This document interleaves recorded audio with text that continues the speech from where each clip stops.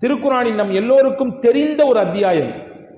இங்கே கூட நாம் நம்முடைய பாரம்பரியமிக்க இந்த மஸ்ஜிதிலே வெள்ளிக்கிழமை தோறும் அந்த அத்தியாயம் இங்கே ஓதப்படுகிறது. எல்லாருடைய காதிலும் கேட்கும் விதத்திலே அந்த அத்தியாயம் ஓதப்பட்டு கொண்டு ரொம்ப சந்தோஷமா இருந்துச்சு. வெள்ளிக்கிழமை 12 மணிக்கே அந்த சூரா கஹ்ஃபை போட்டு அதை இங்கே ஒளிபரப்பு செய்யப்படுகிறது. ரொம்ப அற்புதமான சூரா. அதனுடைய மகத்துவத்தை நாம் உள்வாங்கிவிட்டால் ஒரு காலமும் ஓதாமல் இருக்க மாட்டோம். ஒன்று புரிஞ்சு 3 சிறப்பை மட்டும் சொல்லுகிறேன். சூரத்துல் கஹ்ஃபினால் கிடைக்கக்கூடிய 3 சிறப்பை மட்டும் சொல்கிறேன், உள்வாங்கிக் கொள்ளுங்கள். நான் சொல்வதுண்டு, இந்த கஹ்ஃப் சூராவை பற்றி பேசும் பொழுதெல்லாம் சொல்லுவேன், நீங்கள் ஓதுங்கள். குறைந்தபட்சம் உங்களால் முடியவில்லை என்றால் உங்கள் வீட்டில் ஒருவராவது ஓத வையுங்கள். உங்கள் வீட்டில் ஒருவரையாவது வெள்ளிக்கிழமை தினத்திலே ஓத வைத்து விடுங்கள். காரணம் என்னவென்றால், முஸ்னத் அஹமதிலே ஒரு ஹதீஸ் வந்திருக்கிறது. மன் ஹஃபித 10 ஆயத்தம் மின் அவ்வலி சூரத்தில் கஹ்ஃப், யார் சூரா கஹ்ஃபினுடைய முதல் 10 வசனங்களை மனனம் செய்கிறாரோ, சூரா கஹ்ஃபினுடைய முதல் 10 வசனங்களை யார் மனனம் செய்கிறாரோ, உஸிம மின் ஃபித்னத்தி தஜ்ஜால், தஜ்ஜாலுடைய சோதனைக்கு அவர் ஆட்பட மாட்டார். அல்லாஹ் பாதுகாத்துருவான். அவர் வாழும் காலத்தில் தஜ்ஜால் வந்தாலும் கூட அல்லாஹ் இந்த வசனங்களை வைத்து அல்லாஹ் பாதுகாப்பான். தஜ்ஜாலுடைய காலம் எப்படி இருக்கும் நமக்கு தெரியும். ஒருவர் காலையில் முஸ்லிமாக இருப்பார், மாலையில் காஃபிராகி போய்விடுவார். தஜ்ஜாலுடைய காலம் என்பது உச்சபட்சமான ஃபித்னாவின் காலம், உச்சபட்சமான சோதனையின் காலம். அவன் எந்த ஆசை வார்த்தைகளை சொல்லி மக்களை அழைக்கிறானோ அந்த ஆசை வார்த்தைகளுக்கு பின்னால் போனவர்கள் எல்லாம் அவனுக்கு வழிபட்டவர்களாக, காஃபிர்களாக, இறை மறுப்பாளர்களாக மாறி போய்விடுவார்கள். ரசூலுல்லாஹ் சொன்னாங்க, அந்த கெடுதியிலிருந்து சோதனையிலிருந்து பாதுகாப்பு வேணும்னா சூரா கஹ்ஃபினுடைய முதல் 10 வசனங்களை மனனம் செய்யுங்கள் என்றார்கள் பெருமானார் ஸல்லல்லாஹு அலைஹி வஸல்லம். அது மட்டுமல்ல, ரசூலுல்லாஹ் சொன்னாங்க, ஃபஹுவ மஅசூமுன் இலா 8 ஐயாம் மின் குல்லி ஃபித்னா, யார் ஒரு வாரம் வெள்ளிக்கிழமை சூரா கஹ்ஃப் ஓதுவாரோ அந்த ஓதிய நாளிலிருந்து அடுத்த வாரம் வரும் வரை அல்லாஹ் அவருக்கு பாதுகாப்பு, ப்ரொடெக்ஷன் கொடுத்துட்றான். அல்லாஹ் தன்புறத்திலிருந்து பாதுகாப்பு, எல்லா சோதனைகள், எல்லா ஆபத்துகள், முசீபத்துகளிலிருந்து அந்த சூரா அவரை அரணாக வந்து நின்று காக்கும் என்றார்கள் பெருமானார் ஸல்லல்லாஹு அலைஹி வஸல்லம். இது 2வது முக்கியமான சிறப்பு. சூரா கஹ்ஃபினுடைய 3வது முக்கியமான சிறப்பு தபரானி ஷரீஃபிலே வந்திருக்கிறது. கானத் லஹு நூரன் மின் மகாமிஹி இலா மக்கா, அந்த சூரா கஹ்ஃபே அவருக்கு ஒளியாக இருக்கும், பேரொளியாக இருக்கும். அவர் இருக்கும் இடத்திலிருந்து மக்கா வர, அல்லாஹ்வின் திருஆலயமாம் காபா வரை அவர் இருக்கும் இடத்திலிருந்து அந்த இடம் வரை அல்லாஹ் அவருக்கு ஒளியை கொண்டு பாதுகாப்பான். அவரை அரவணைத்துக் கொள்வான், பேரொளியை குடிப்பான். வழி தவறி விட மாட்டார், வழிமாறி போய் விட மாட்டார், ஷைத்தானின் பாதையில் சிக்கிவிட மாட்டார், பெரும் பெரும் குழப்பங்களிலே வீழ்ந்து விட மாட்டார். காரணம், அல்லாஹ்வின் பேரொளியை கொண்டு அல்லாஹ் அவருக்கு அரவணைப்பை கொடுக்கிறான் என்றார்கள் பெருமானார் ஸல்லல்லாஹு அலைஹி வஸல்லம். இந்த 3 சிறப்பும் முக்கியமானது. நிறைய இன்னும் சிறப்புகள் இருக்குது. இங்க சொல்ல வர செய்தி என்னன்னா, சூரா கஹ்ஃபுக்கு எதற்கு இவ்வளவு பெரிய பலன், எவ்வளவு பெரிய ஒரு நல்ல ஒரு உயர்வை பெருமானார் ஸல்லல்லாஹு அலைஹி வஸல்லம் போற்றி பேசுகிறார்கள். அந்த சூரா கஹ்ஃபிலே வரக்கூடிய முக்கியமான கதாநாயகர்கள் யார்? இளைஞர்கள், தோழர்கள். அந்த தோழர்கள் என்ன செய்தார்கள்? தங்கள் ஈமானை பாதுகாப்பதற்காக வேண்டி குகைக்குள்ளே ஒதுங்கினார்கள். தாங்கள் கொண்டிருக்கக்கூடிய நம்பிக்கையிலிருந்து வெளியேறிவிடக்கூடாது என்பதற்காக வேண்டி தங்களையும் தங்களுடைய ஈமானையும் பாதுகாப்பதற்காக வேண்டி குகைக்குள்ளே ஒதுங்கினார்கள். அல்லாஹ் சொல்கிறான், ஃபலபிஸூ ஃபீ கஹ்ஃபிஹிம் 300 சினீன வஸ்தாது 309 ஆண்டுகள் தூங்கினார்கள். அல்லாஹ் தூங்க வச்சான்.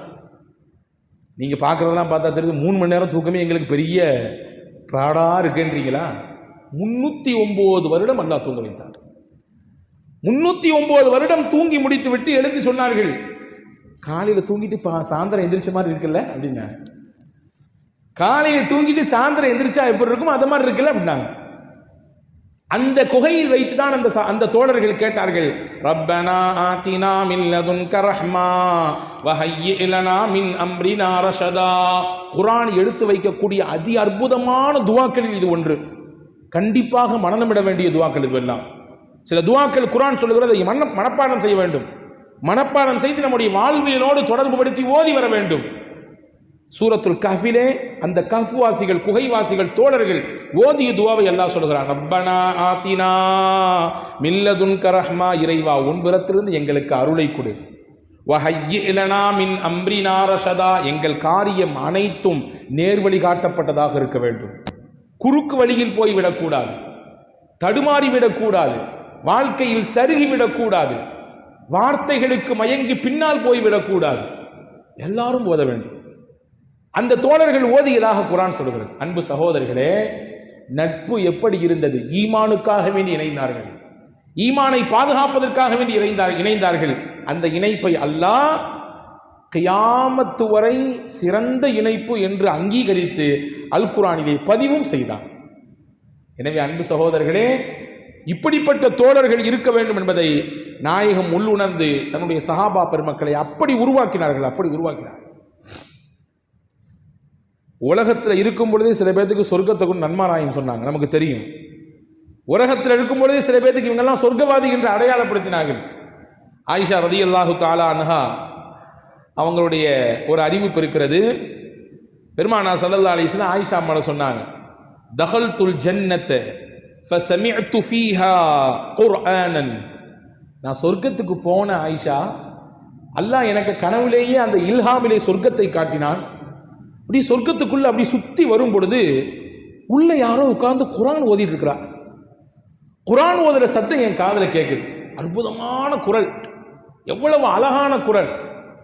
அந்த குரலில் ஓதக்கூடிய அந்த அந்த வசீகர அந்த குரல் என்னை என்னவோ பண்ணியது.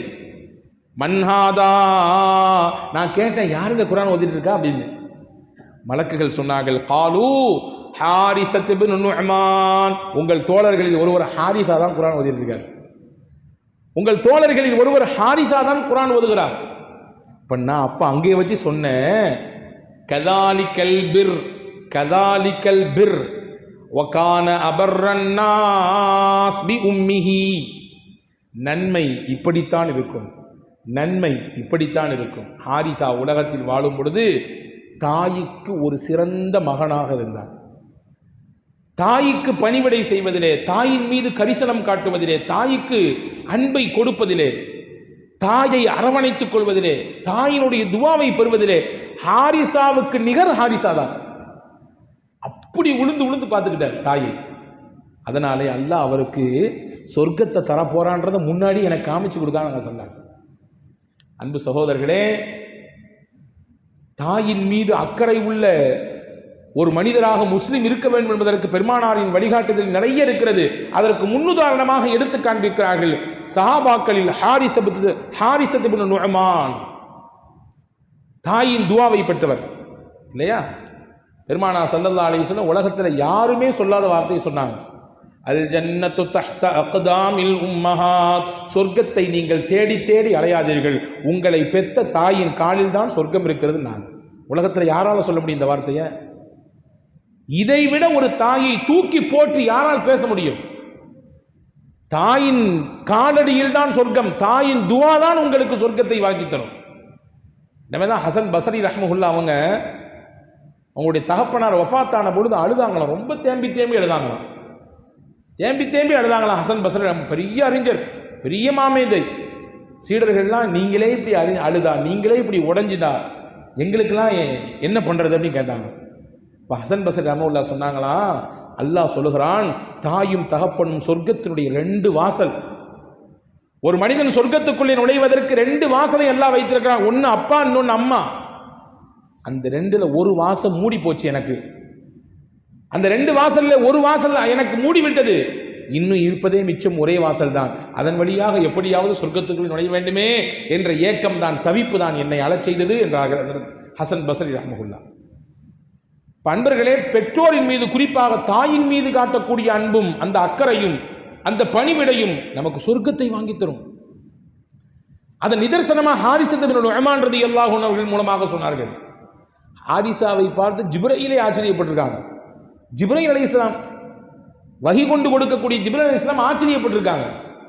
ஹுனைன் யுத்தம் நடந்து முடிஞ்சு ரசூலுல்லாஹ்ட்ட பேசிக்கிட்டே இருக்காங்க ஜிப்ரீல் அலைஹிஸ்ஸலாம். இப்போ அந்த வழியாக அந்த ஹாரிஸத் இப்னு நுஅமான் இவர் கடந்து போறாரு. இப்போ ரசூலுல்லாஹ் கேட்டாங்க, ஜிப்ரீல் கேட்டாங்க, யா ரசூலுல்லாஹ் இவர் யாருன்னு கேட்டாங்க. இவர் தான் ஹாரிஸா. ஓ ஹாரிஸா, இவர் தான் ஹாரிஸா, அல்லாஹு அக்பர். இவருடைய சிறப்பு என்ன தெரியுமா? யா ரசூலல்லாஹ், இவருடைய சிறப்பு என்ன தெரியுமா? இந்த யுத்தத்திலே இன்னஹு மினல் மிஅத்தி ஸாபிரத்தி யௌமல் ஹுனைன், ஹுனைன் யுத்தத்திலே நிலைத்து நின்று புறமுதுகிடாமல் எதிரிகளை நேருக்கு நேர் நின்று பொறுமையோடு கடைசி வரை களத்தில் நின்றவர். அதற்கு பகரமாக அல்லாஹ் தகஃபலல்லாஹு பி அர்ஸாகிஹிம் ஃபில் ஜன்னா, சொர்க்கத்திலே இவர்களுக்கு ரிஸ்க் கொடுப்பதற்கு அல்லாஹ் முடிவு செய்து விட்டான். இவங்களுக்கான உணவை அல்லாஹ் சொர்க்கத்தை தர்றதுக்கு முடிவெடுத்துட்டான், தயார் செஞ்சுட்டான் அப்படின்னு சொல்லிட்டு ஒரு செய்தி சொன்னாங்க. அதில் ஜிப்ரீல் வலவு சல்லம ரததனா அலைஹி, நம்ம ரெண்டு பேரும் பேசிட்டு இருக்கோம்ல, அவர் போறாரு, ஒரு சலாம் சொன்னா நான் அவருக்கு பதில் சொல்லுவேன். நாங்கள் ஜிப்ரீல் அலைஹிஸ்ஸலாம் அவர் ஒரு சலாத்தை சொல்லிட்டு போனா நான் அவருக்கு பதில் சொல்லியிருப்பேன். நாங்கள் ஸல்லல்லாஹு அலைஹி வஸல்லம். இங்கே கவனிக்க வேண்டிய விஷயம் என்னவென்றால், ஜிப்ரீல் அலைஹிஸ்ஸலாம் ஒருவரின் சலாத்திற்காக ஏங்கினார்கள் என்றால் அவர் எந்த அளவு உருவாக்கப்பட்டிருப்பார். இந்த உருவாக்கத்தின் பின்னணியிலே யார் இருக்கிறார்கள்? பூமான் நபி ஸல்லல்லாஹு அலைஹி வஸல்லம் தான். நாயகத்தினுடைய பாசறை, நாயகத்தினுடைய அந்த உயர்ந்த தர்பியத், அதுதான் சஹாபாக்களை உயரத்திற்கு கொண்டு போனது. ஹதீஸிலே வருகிறது, சஹாபாக்கள் ரொம்ப பிரபலமான சஹாபி. இதை நான் இந்த பயானினுடைய செய்தியாகவே தருகிறேன், நிச்சயமாக நீங்கள் இதை உள்வாங்கிக் கொள்ள வேண்டும். அபூ தர்ருல் கிஃபாரி ரலியல்லாஹு அன்ஹு ரொம்ப பிரபலமான சஹாபி. இவர் பல ஹதீதுகளை அறிவிப்பு செய்திருக்கக்கூடிய சஹாபி. அவர்களை பற்றி பாராட்டி பெருமிதப்படுத்தி அவர்களுடைய உயர்வை தூக்கி பிடித்து பெருமானா ஸல்லல்லாஹு அலைஹி வஸல்லம் பல இடங்களில் பேசியிருக்காங்க. இந்த வானத்துக்கு கீழே பூமிக்கு மேலே ஒரு மிகச்சிறந்த நல்லவர், சிறந்த உண்மையாளர் அபூதர்ரை விட வேறு யாரும் இல்லைனாங்க ஸல்லல்லாஹு அலைஹி வஸல்லம். அபூதர் அவ்வளவு சிறந்தவர் என்று ஸல்லல்லாஹு அலைஹி வஸல்லம் சொன்னாங்க. ரசூல் ஸல்லல்லாஹு அலைஹி வஸல்லம் அவர்களும் அதே போன்ற ஜிப்ரீல் அலைஹிஸ்ஸலாம் அவர்களும் சேர்ந்து உட்கார்ந்து ஒரு நாள் பேசிட்டு இருக்கிறாங்க. பேசக்கூடிய சமயத்தில் அபூ தர்ருல் கிஃபாரி ரலியல்லாஹு அன்ஹு அந்த இடத்துல அப்படியே கடந்து போறாங்க. திர்மிதி ஷரீஃபில் இந்த ஹதீஸ் வந்திருக்கிறது. திர்மிதி இமாம் நவாதிருல் உசூல் என்ற அந்த தலைப்பின் கீழே இந்த ஹதீஸை கொண்டு வருகிறார்கள். ரசூலுல்லாவும் ஜிப்ரீல் அலைஹிஸ்ஸலாமும் உட்கார்ந்து பேசிட்டு இருக்காங்க. பேசிட்டு இருக்கும் பொழுது அபூ தர்ருல் கிஃபாரி ரலியல்லாஹு அன்ஹு அந்த இடத்த கிராஸ் பண்ணி போறாங்க. இப்போ ஜிப்ரீல் கேட்டாங்க, யார் ரசூலுல்லாஹ், போறது யாருன்னு தெரியுமா அப்படின்னு கேட்டாங்க. இப்போ ஆக்சுவலாக யார் கேட்கணும்? நபி தான் கேட்கணும், அப்படி தானே? நபியினுடைய தோழர் சஹாபி, நபி தான் ஜிப்ரீலுக்கு சொல்லிக் கொடுக்க வேண்டும் யார் போறா தெரியுமா அப்படின்னு.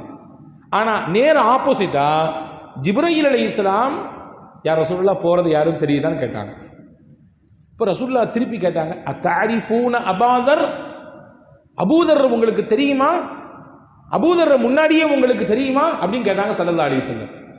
இன்னைக்கு ஜிப்ரீல் ஒரு வார்த்தை சொன்னாங்க, அது ரசூலுல்லாஹ்வுக்கு ரொம்ப பெரிய ஆச்சரியம் தந்தது. வல்லதி பஅஸக பில் ஹக் இன்ன அபா தர்ரின் அஅரிஃபு ஃபீ அஹ்லிஸ் ஸமாஇ மின்ஹு ஃபீ அஹ்லில் அர்த். அபூதர் இருக்கிறாரு, பூமியில உங்களோட பிரபலமாக இருப்பதை விட வானத்தில் மலக்குகளான எங்க வட்டத்தில் ரொம்ப ஃபேமஸான ஆளு, மஷ்ஹூரான ஆளு, பிரபலமான மனிதர் அவர். உங்கள்கிட்ட அந்த அளவுக்கு பிரபலத்தை பெற்றிருக்கிறாரோ இல்லையோ, மலக்குகளான எங்களிடத்தில் அவர் உயர்ந்தவர், பிரபலமானவர். ஆச்சரியப்பட்டான், உங்களிடத்திலே பிரபலமானவரா? அப்படி என்ன செய்தார் அவர்? நீங்கள் அவரை பிரபலப்படுத்திக் கொள்ளும் அளவிற்கு என்ன செய்தார் என்று கேட்டார்கள் பெருமானா ஸல்லல்லாஹு அலைஹி வஸல்லம்.